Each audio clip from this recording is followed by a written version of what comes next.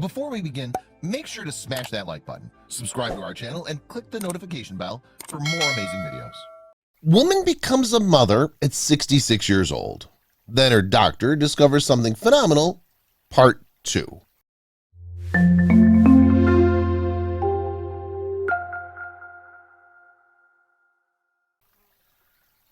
On the way back. After just a week, Karen had had enough of the hospital and was finally discharged. She and George took the infant on a peaceful hour-long automobile ride. Karen enjoyed her time with George more now than they were alone together. This was the first time alone that they'd had in a while, and she was thrilled to chat about just becoming parents again. As for George, he just isn't that into it. Karen tried to chat to George, but he didn't seem interested. She inquired as to his thoughts on being a father once again and on his plans for the future with their new baby boy. She attempted to pique his attention, but he wasn't in the talking mood. It was starting to bother Karen, and it worried her too.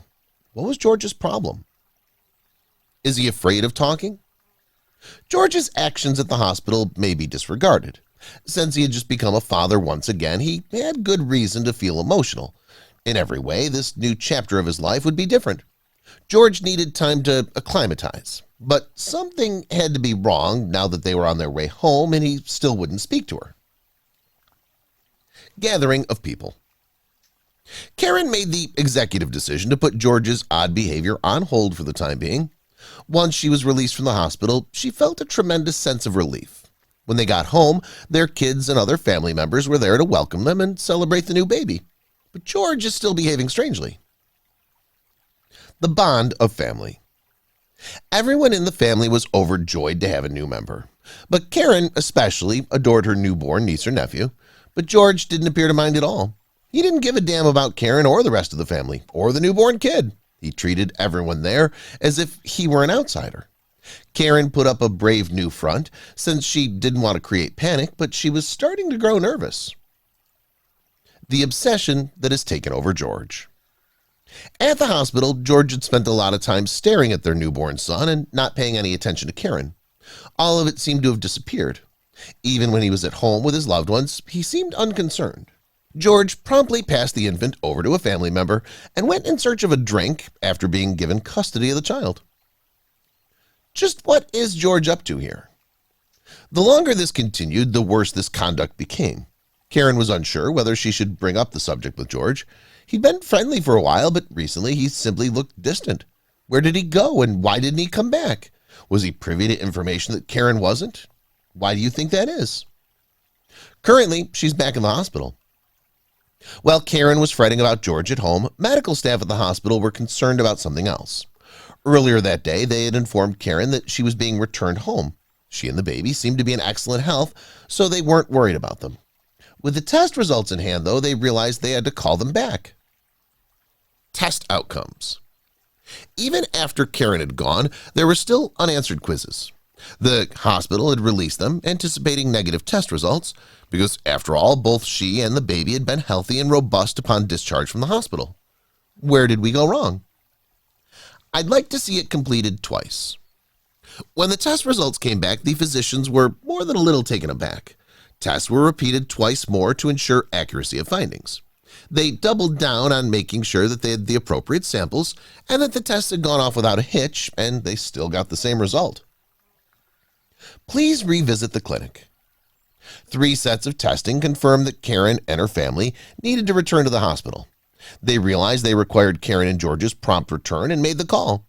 They needed to hear it from someone in person. What could possibly be such stunning news, though?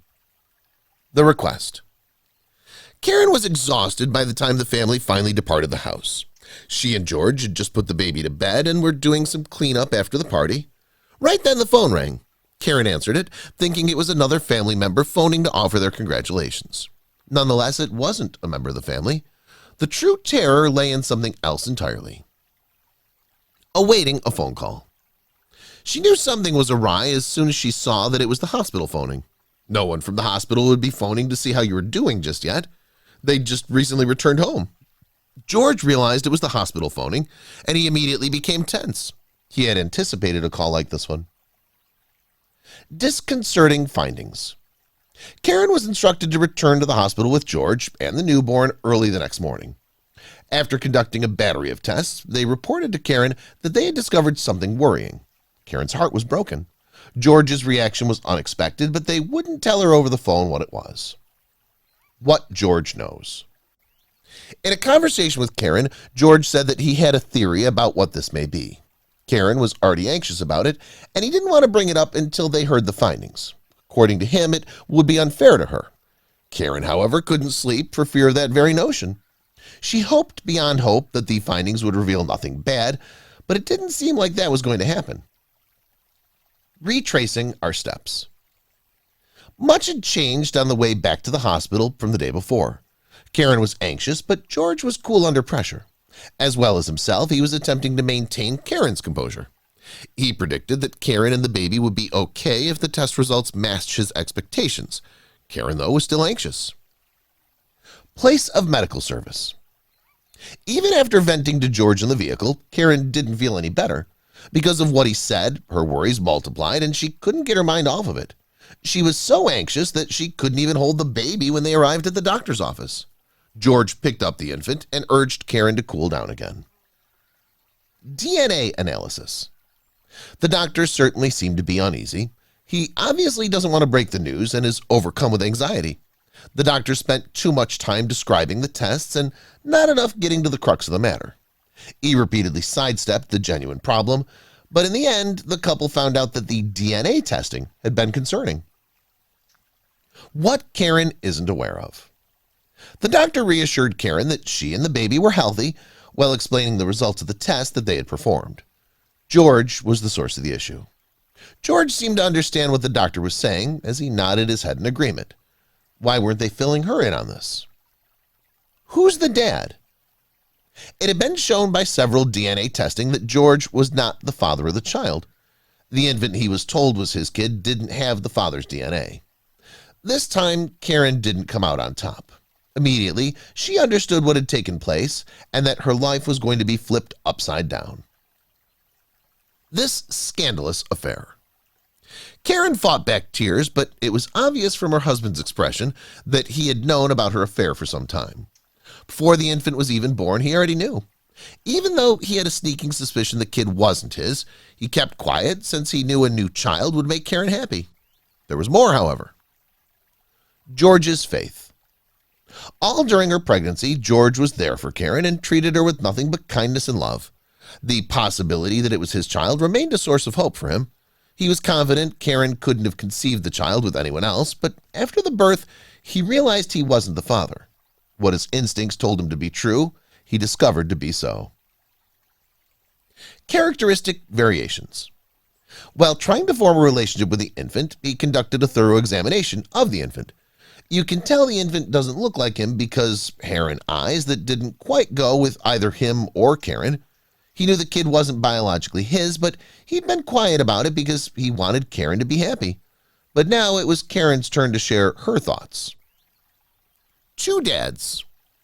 Karen ultimately told her boyfriend his identity, and they were able to have a conversation. Both he and George planned to play an active role in the infant's upbringing. Every one of them had earned it, and they knew it.